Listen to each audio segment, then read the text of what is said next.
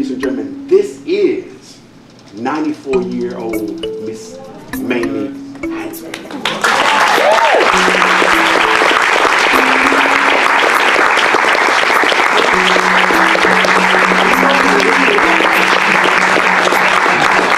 As a black woman who's an artist, your sister is such an inspiration, and Raisin the Sun is one of the great American plays, as we all know. So we all know Lorraine Hansberry, the legend, but I'd be so interested to hear about your sister. She was a very pleasant person, but she didn't swim.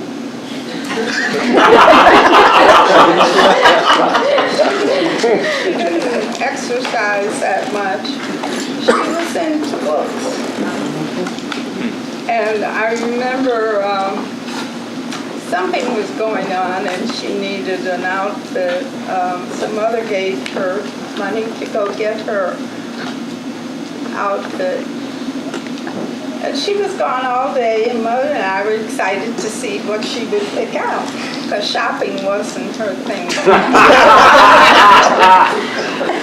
So she came back about 6 o'clock, and what did you buy? And she looked at us. I said, what did you buy? She didn't buy anything. So the next day I went and got her Evans pecan suit and a lovely sweater. And in Chicago we wore white kid gloves a lot. And she went to the party we were going to. It was the same thing. The opening of Raisin was in Chicago also. And I had already looked at her little bitty suitcase she brought from New York, and there was nothing wearable. So I went to Draper's on North Michigan. Got her a beautiful, I should have brought that picture, I love it. Beautiful lace dress for the opening, because I said you cannot go on the stage. So she loved everything that I would buy for her, but that was not her thing. She didn't care for shopping or much else except reading. We enjoy the strong black middle class. And I'm very proud to be black and middle class. I deserve it.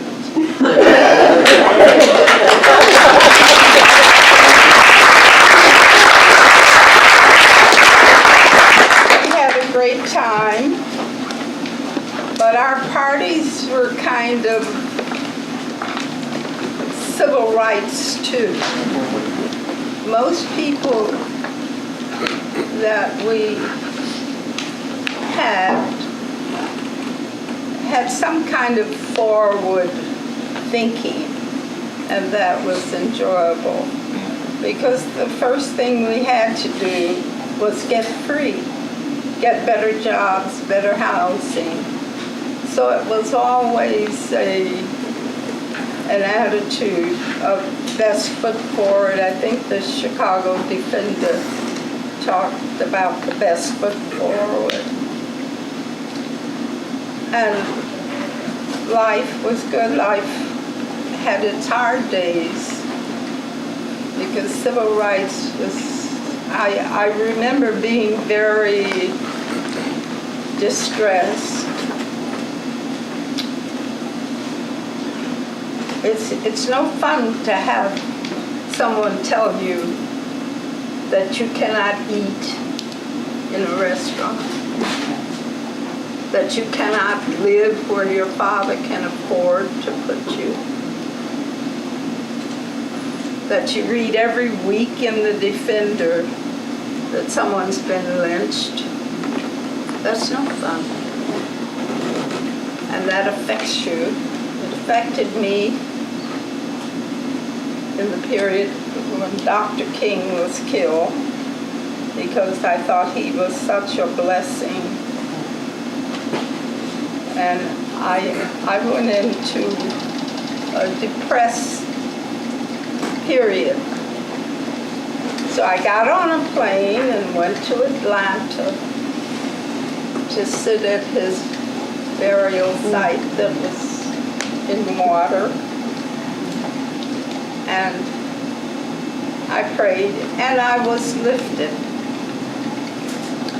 because I realized Dr. King's doctrine said, we're going to be free, and he trained everyone around him. He was a great leader and spiritual man. So there are many of you left to carry on this battle, and we will reach the highest mountain. But you will do it. I don't have to. Dr. King was saying, I don't have to do all of this. You're trained to do it and carry the torch. And so I flew back to Chicago very much lifted and was able to continue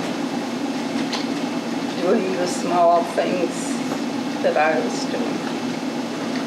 Thank you.